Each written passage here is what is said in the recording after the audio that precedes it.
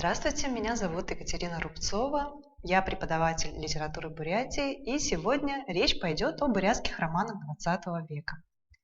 Важнейшим культурным событием Бурятии стало появление романа.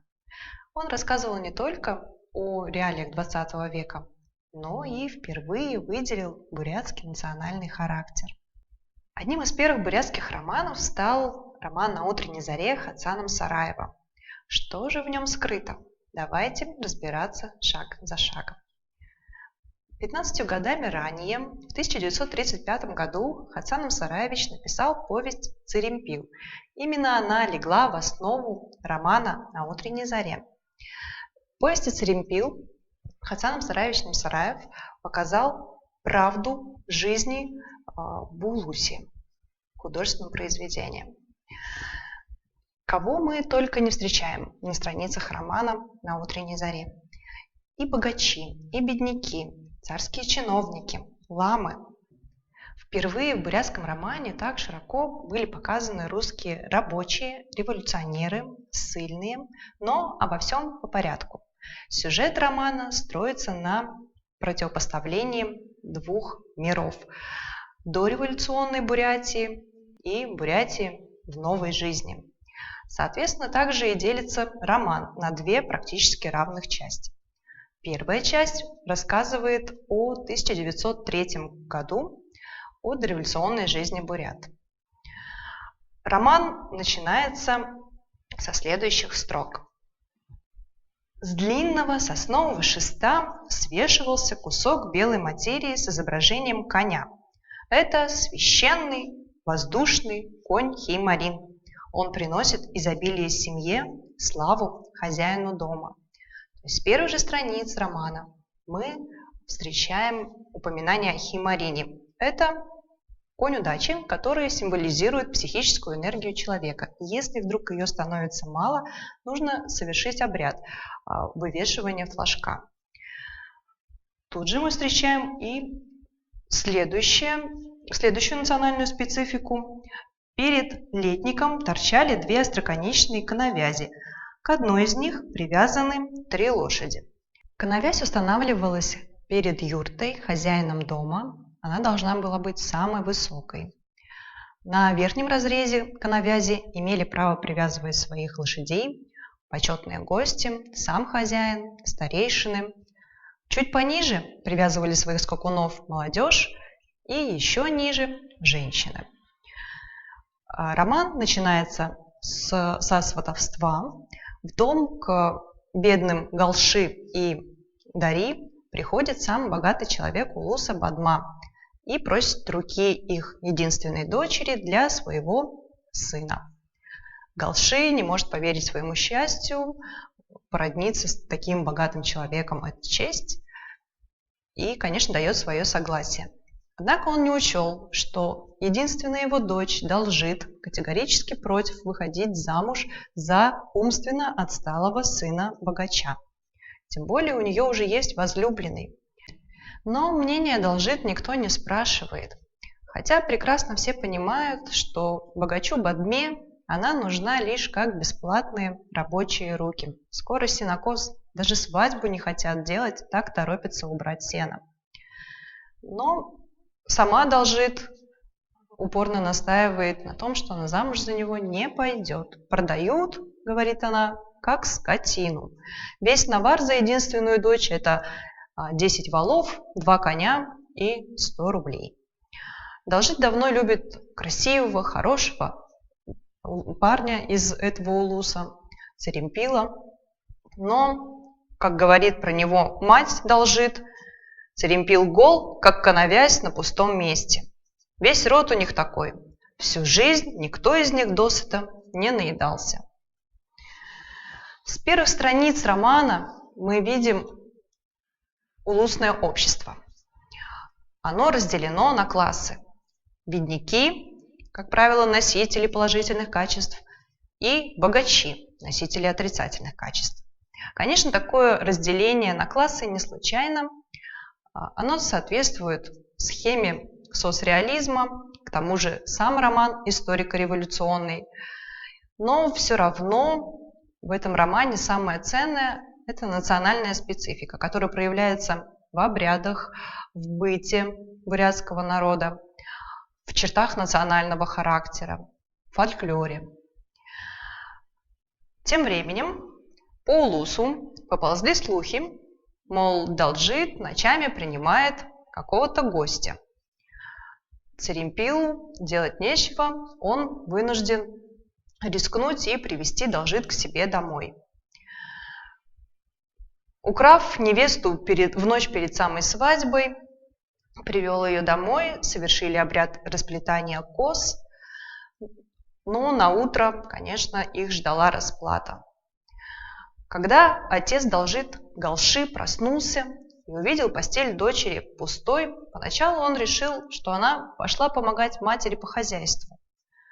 Но когда прибыли гости, а невесты так и не увидели, все переполошились. Тогда было решено отправить посланника к богатому несостоявшемуся зятю Бадмы, чтобы рассказать ему всю правду. А тем временем Галши пошел в юрту к Церемпилу и вернул свою дочь домой. При этом Церемпил не стал противиться и не стал защищать свою теперь уже жену. То есть в начале романа мы видим, что наш герой довольно нерешительный. Чего не скажешь о его жене Далджит, которая наотрез отказалась выходить замуж за сына Бадмы и заявила родителям, что будет жить только с тем, кого любит. Богач Бадма, конечно, не простил такого позора ни родителям Далджит, ни Церемпилу. У родителей он решил отобрать весь скот, якобы за издержки на свадьбу.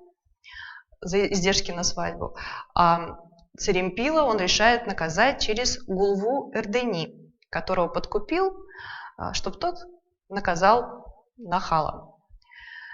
Итак, вскоре, через 2 дня, состоялась свадьба. Через 2 дня в Улусе справляют свадьбу, на которую приглашен сам Гулва. Явились на нее, как и было приказано, Церемпил и Далджит. Во время свадьбы Гулва приказывает схватить Церемпила и высечь его розгами. И Церемпил покорно снимает рубашку, чтобы принять удары. Однако его жена подвела к нему коня и с криками «Спасайся!» практически спасла жизнь своему мужу. Перед тем, как ускакать, Церемпил ударил Гулву под сердце, и удар был такой силы, что сломанные ребра воткнулись в сердце Гулвы. Теперь, конечно, нужно было убегать из Улуса. Вторая часть романа повествует о новом укладе жизни в Бурятии и охватывает промежуток с 1903 года по 1917. Итак, перед нами Церемпил, который, как ему кажется, навсегда прощается с Кижингой. Очень поэтичен этот момент, он слагает песню о Кижинге, и в этом тоже проявляется национальный бурятский характер, в любви к родине.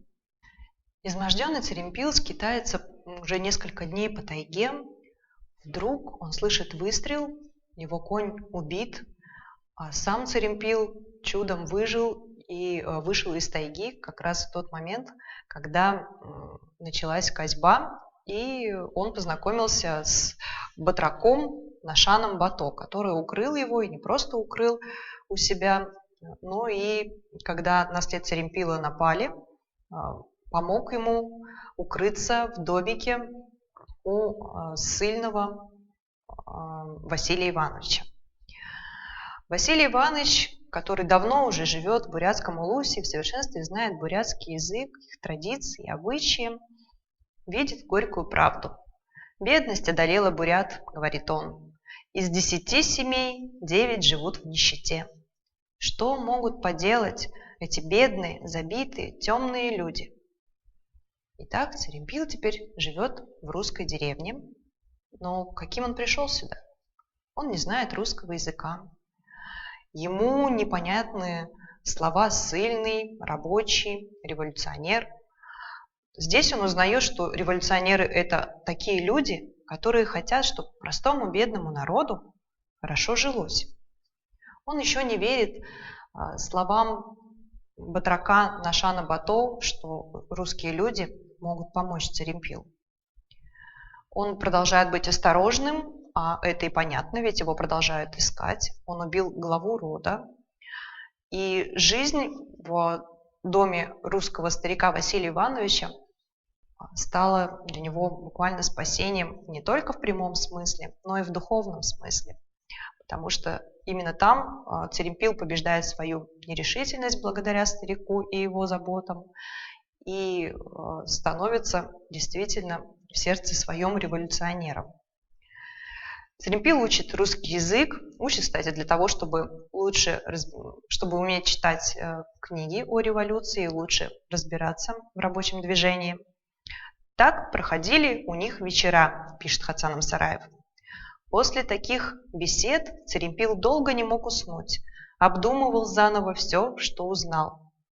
Но вскоре и этим счастливым вечерам пришел конец, потому что однажды пришли к ним в дом для того, чтобы Царимпила арестовать. Чудом он сбежал из домика ссыльного и переправился в город Нерчинск.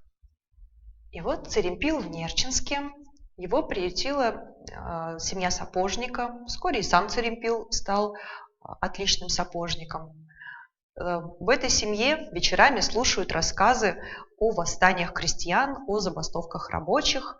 И Царимпил, как ему кажется, выходит в люди. Его тоже стали приглашать на подпольные собрания.